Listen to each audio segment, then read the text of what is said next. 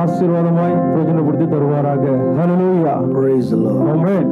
கர்த்தராகிய தேவனுடைய ஆவியானவர் என் மேல் இருக்கிறார். சிறுமைப்பட்டவர்களுக்கு சுவிசேஷத்தை அறிவிக்க கர்த்தர் என்னை அபிஷேகம் பண்ணினார். இருதயம் நொறுண்டவர்களுக்கும் காயம் கட்டுதலையும், சிறைப்பட்டவர்களுக்கு விடுதலையும், கட்டுண்டவர்களுக்கு கட்டவிழ்த்துதலையும் கூறவும் தேவன் நமக்காய் காரியங்களை செய்கிறவர். கர்த்தருடைய ஆவி என் மேல் இருக்கின்றபடியினால் மகிமையான காரியங்களை வெளிப்படுத்த தேவன் நம்மோடு கூட காரியங்களை செய்வாராக. தேவனுக்கே மகிமை, தெய்வத்திற்கே மகிமை, என்னை தேடி வந்த மீட்பர் இயேசுவுக்கே மகிமை. எல்லாரும் கரங்களை தட்டி உற்சாகமாய் பாடுவோம்.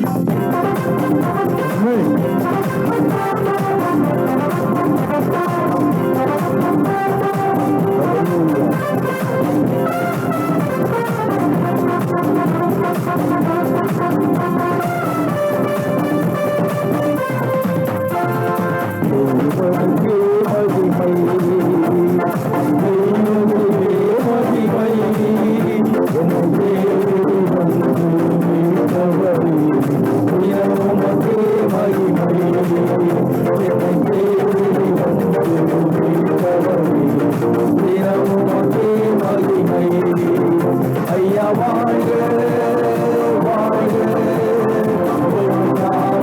வாழ்க, ஐயா வாழ்க வாழ்க வாழ்க. கரங்களை உற்சாகமாக என் ஜனத்தை ஆற்றுங்கள், போற்றுங்கள், எருசலேமிலே துச்சமாய் பேசி அதன் போர் முடிந்தது என்று அதன் அக்கிரமம் ஆண்டவர் எல்லாவற்றையும் மன்னிக்கிறவராயிருக்கிறார். நமக்காய் காரியங்கள் செய்பவர் உன்னதத்தின் தேவனுக்கு மகிமை என்று சொல்லுவோம் என்றார். அந்த மகிமையை ஆண்டவர் வெளிப்படுத்துகிறார். நம்மோடு சொல்லுவாராக.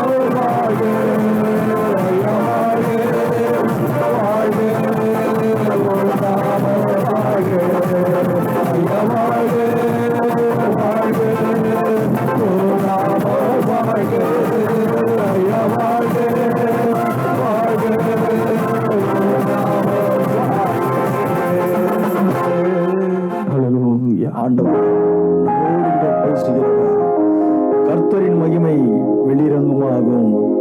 மாம்சமான யாவும் அதை ஏகமாய் காணும். கர்த்தரின் வாக்கு அதை உரைத்தது என்று வனாந்தரத்திலே கூப்பிடிய சத்தம் உண்டாயிற்று. அன்பு தேவஜனமே, நீ ஆண்டவருடைய வாக்கை நீ உரைப்பது உண்மை என்றால் ஆண்டவர் நிச்சயமாய் நமக்காய் நன்மையான காரியங்களை செய்கிறவராயிருக்கிறார். அவர்தான் என் பலன், என் கோட்டை. அப்பா, ஆராதனை உமக்கே என்று சொல்வது உண்மை என்றால் ஆராதனை உமக்கே. ராஜாவின் மாளிகை காப்பகலாய் உற்சாகமாய் கரங்களை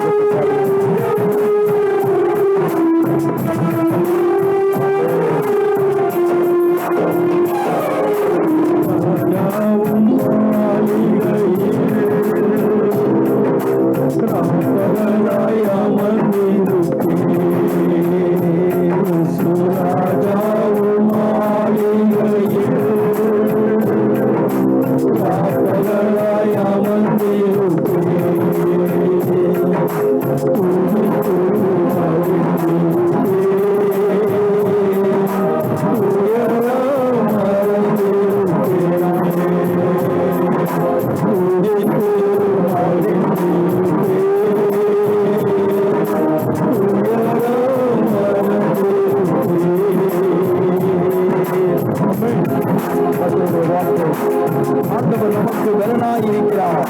அவர் நம்மோடு இருக்கிறவராய் இருக்கிறார்.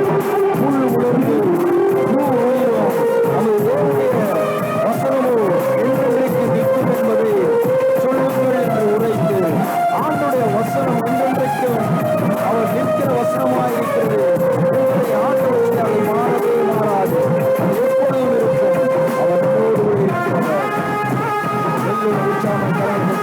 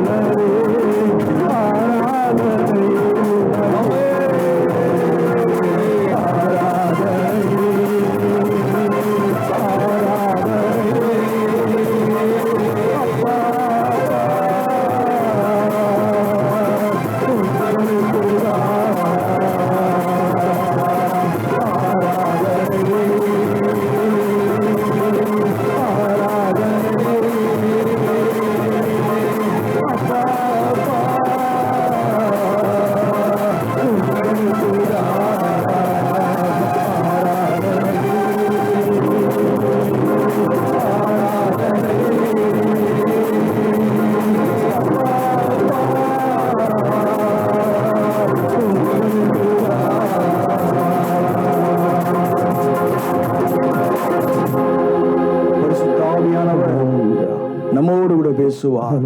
பேசுகிறவர், அவர் ஆற்றுகிறவர், தேற்றுகிறவர். கர்த்தருடைய வார்த்தை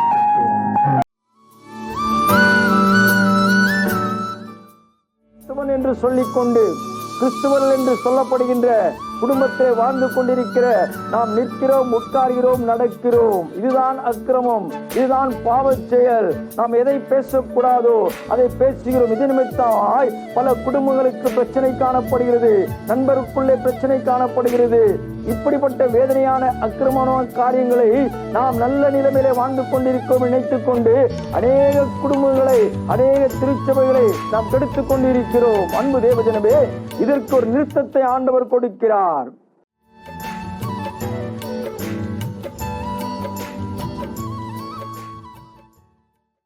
ஆண்டவரும் இரட்சகரும் மீட்பெருமாகிய இயேசு கிறிஸ்து நாமத்தில் உங்களை வாழ்த்துகிறேன்.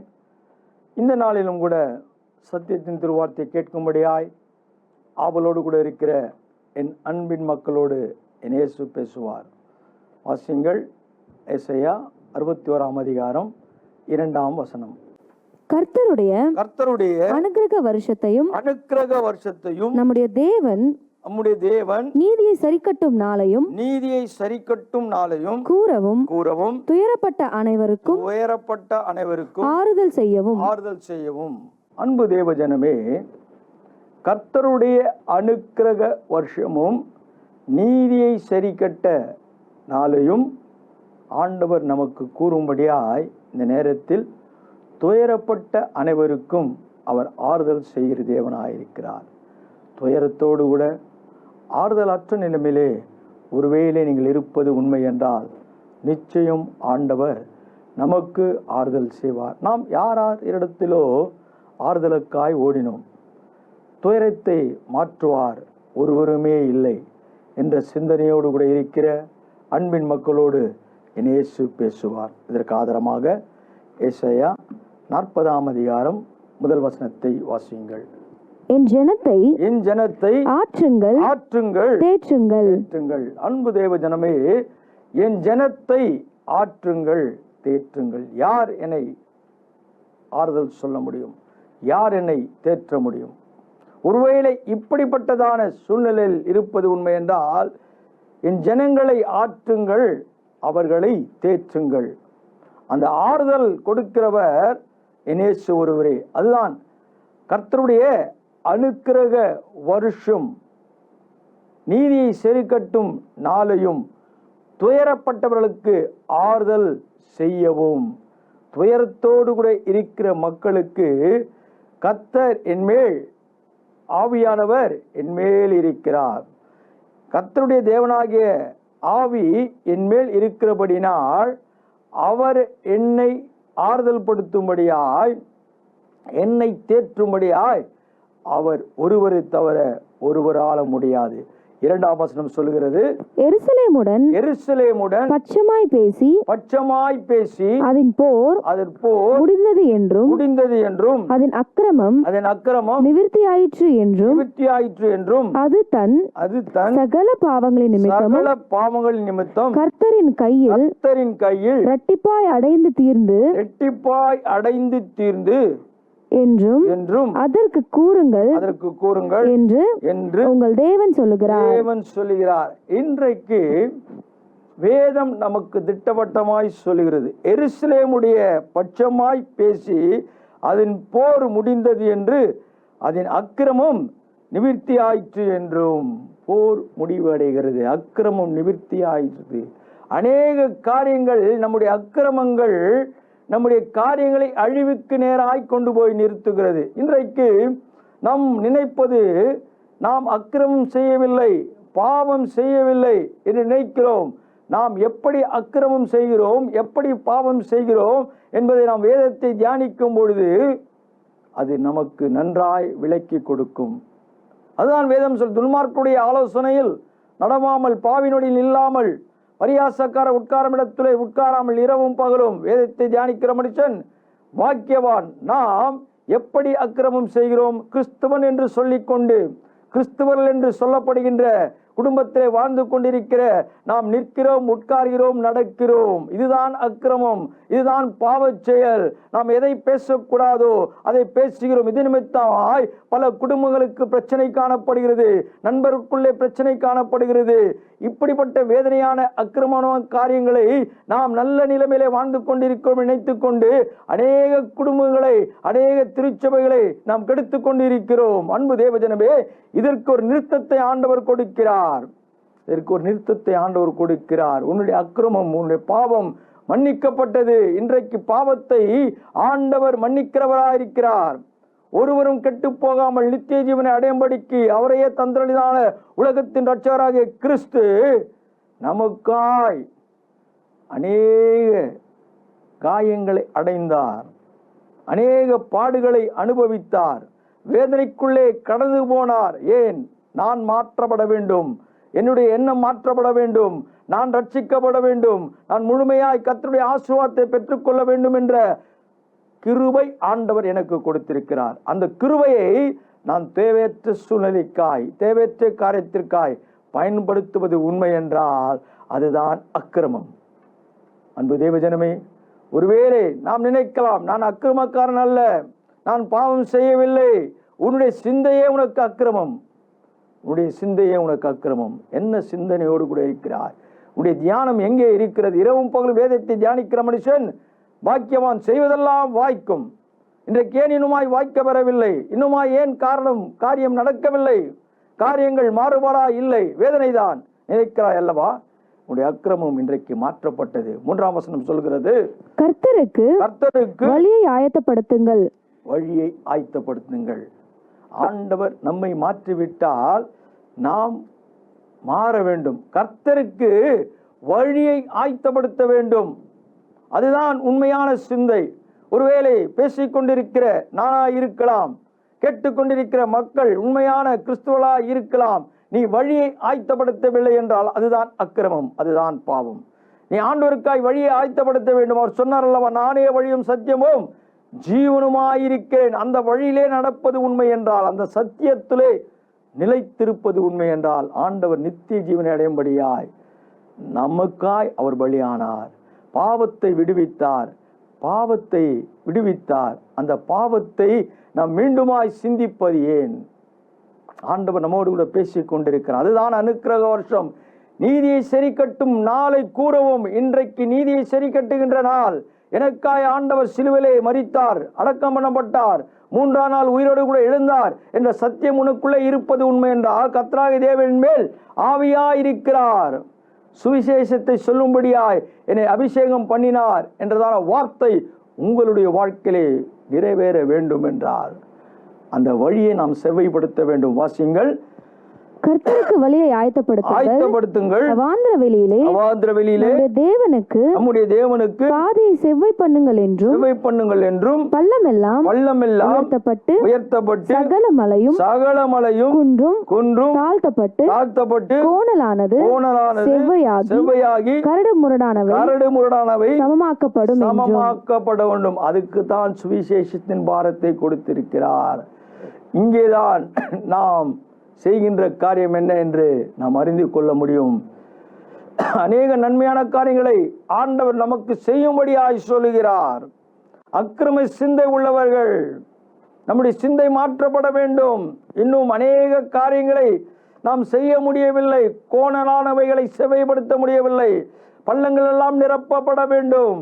இன்றைக்கு பள்ளங்கள் அப்படியாய் நிரப்பப்படாதபடி ஒரு சமமான நிலை, சமமான பூமி காணப்படவில்லை. எல்லோருக்கும் சமாதானம், உலகத்துக்கு எங்கும் ஒரு சந்தோஷத்தை உண்டாக்கும் நற்செய்தி. கிறிஸ்துவின் இரட்சகர் தாவீதிலே பிறந்திருக்கிறார் என்றதான பிறப்பின் காரியத்தை, அந்த நற்செய்தியை, அந்த இரட்சகருடைய காரியத்தை நாம் இன்னுமாய் நிரப்பவில்லை. ஏன் நாம் நிரப்பவில்லை? அக்கிரம சிந்தை நம்முடைய வாழ்க்கையிலே இன்னுமாய் அக்கிரம சிந்தை இருக்கிறது.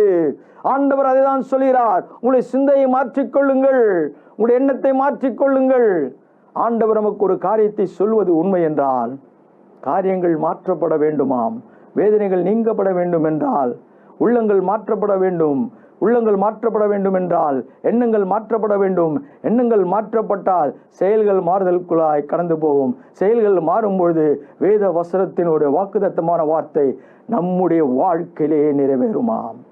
ஆண்டவர் வாழ்க்கையை நிறைவேற்றுகிற தேவன் நம்மை ஆசீர்வதிக்க வல்லவராயிருக்கிறார். அடுத்த வசனம் சொல்லுகிறது, கர்த்தரின் மகிமை வெளிரங்கமாகும் மாம்சமான யாவும் அதை ஏகமாய் காணும். கர்த்தரின் வாக்கு அதை உரைத்தது என்றும் வனாந்திரத்திலே சத்தம் உண்டாயிற்று.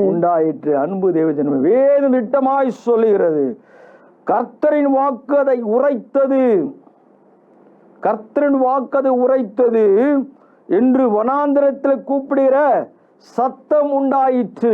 வனாந்திரத்தில் கூப்பிடுகின்ற சத்தம் யோசித்து பார்த்தீர்களா?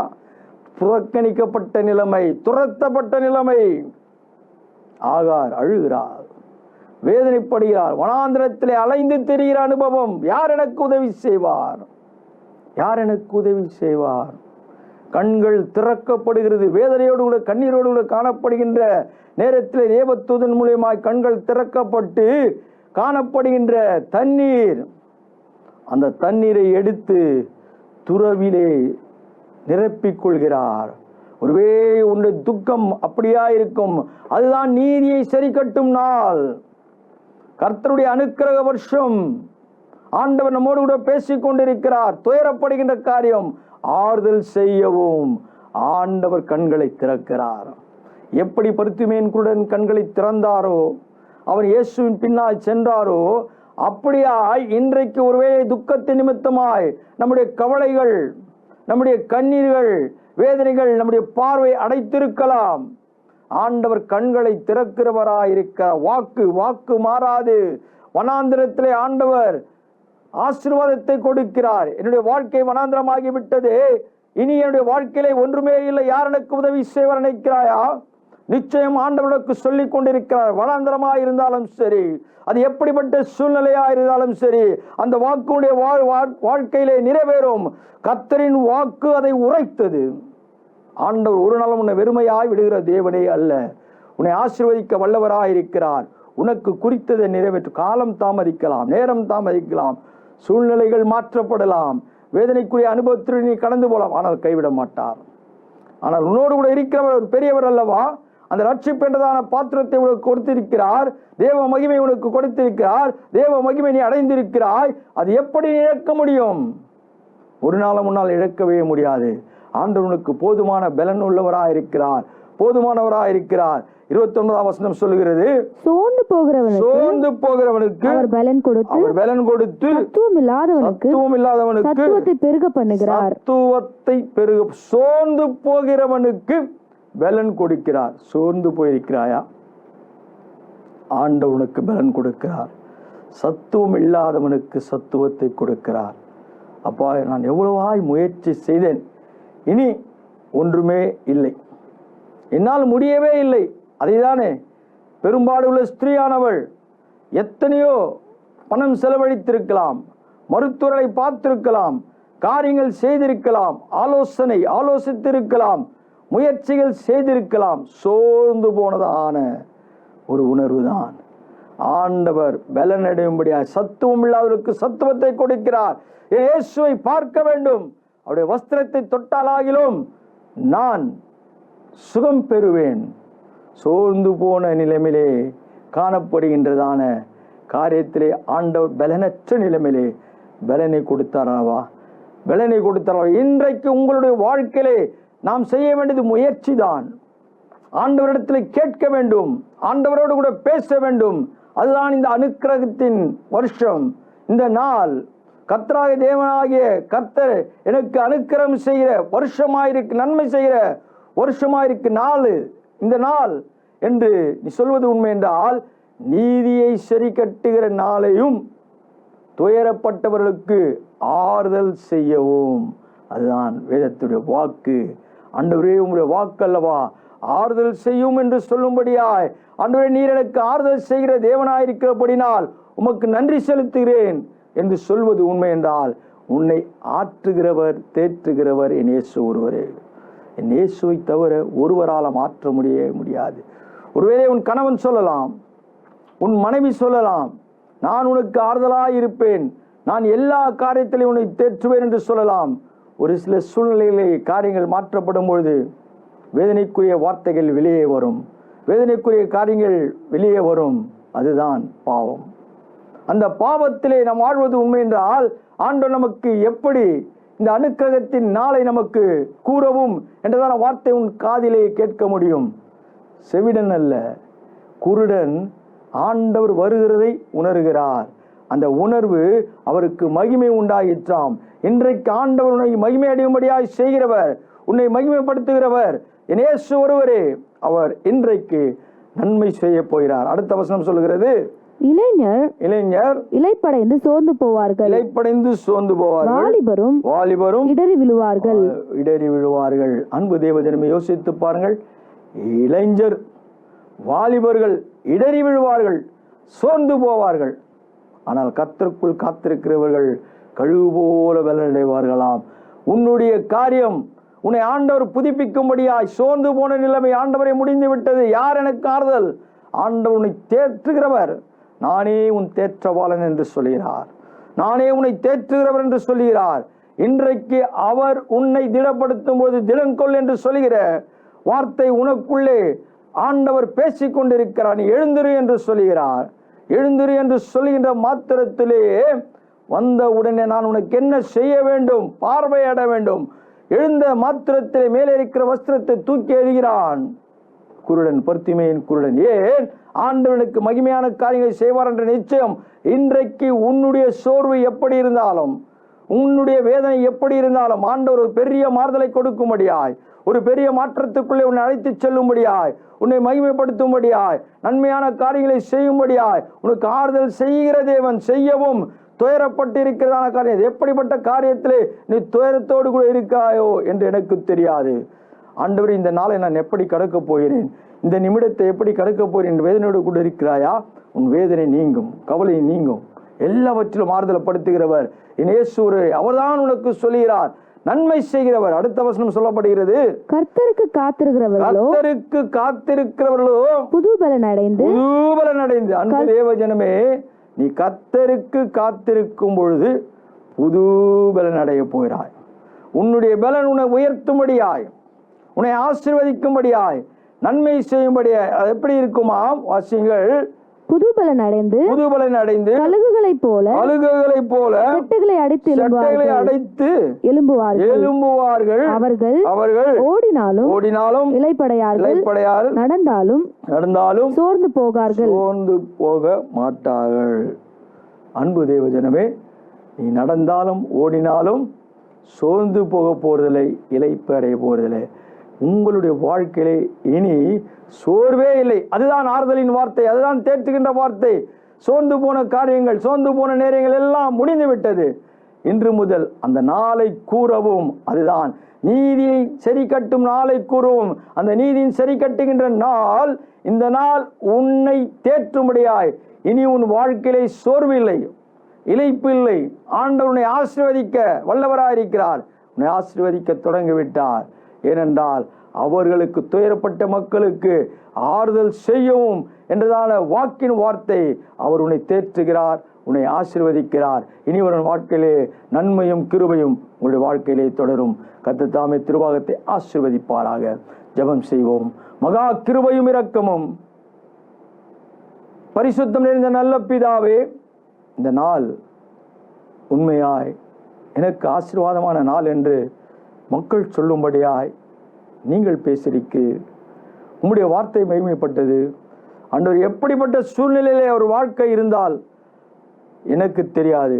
அந்த வாழ்க்கையினுடைய அங்கலாய்ப்பு, அந்த உள்ளம் மோடு உடைப்பது பேசிக்கொண்டிருக்கிறது. ஆண்டவரே, இனி நீங்கள் இளைப்படைய மாட்டீர்கள், சோர்ந்து போக மாட்டீர்கள் என்றதான வார்த்தை அவருடைய வாழ்க்கையிலே உறுதிப்படுத்தும்படியாய், எல்லாவற்றிலும் ஒரு மறுமலர்ச்சி கிடைக்கும்படியாய், ஒரு மாறுதலை கிடைக்கும்படியாய், ஆசீர்வாதம் கிடைக்கும்படியாய், அனுக்கிரகத்தின் வருஷம் இன்று முதல் எனக்கு தேவன் மகிமை கொடுத்து விட்டார், இந்த நிமிடம் முதல் ஆண்டவனுக்கு ஆசீர்வாதத்தை கொடுத்து விட்டார் என்ற நிச்சயத்துக்குள்ளே நீ பேசியிருக்கிறீர். ஆண்டவரே, மக்களும் உம்மோடு கூட பேசிக் கொண்டிருக்கிறார்கள். ஆண்டவரே, அந்த வார்த்தை ஆண்டவரே உடைய செவியிலே கேட்கிறது. ஆண்டவரே, நீர் உடனே அவர்களுக்கு பதில் கொடுத்து காரியங்களை மாற்றுகிறீரே, அதற்காக நன்றி. எல்லாவற்றிலும் இயேசு பெரியவர், பெரிய காரியங்களை செய்வீராக. இயேசு நல்லவன் நாமத்தில் பிதாவே, ஆமேன். என் ஆத்துமாவே கர்த்தரை ஸ்தோத்திரி, என் முழு உள்ளமையோட பரிசுத்த நாமத்தை ஸ்தோத்திரி. என் ஆத்துமாவே கர்த்தரை ஸ்தோத்திரி, அவர் செய்த சகல உபகாரங்களை மறவாதே. ஆமேன். நம்முடைய கர்த்தராகிய இயேசு கிறிஸ்துவின் கிருபையும் பிதாவுடைய அன்பு வைக்கும் விசேஷமாக இந்த நாளிலே சத்தியத்தின் திருவார்த்தை கேட்ட ஒவ்வொரு மக்களோடும் தேவ கிருபை சமாதானம் என்றும் என்றும் சதா காலம் இருப்பதாக. ஆமேன். ஆமேன். கர்த்தர் உங்களை ஆசீர்வதிப்பார். God bless you.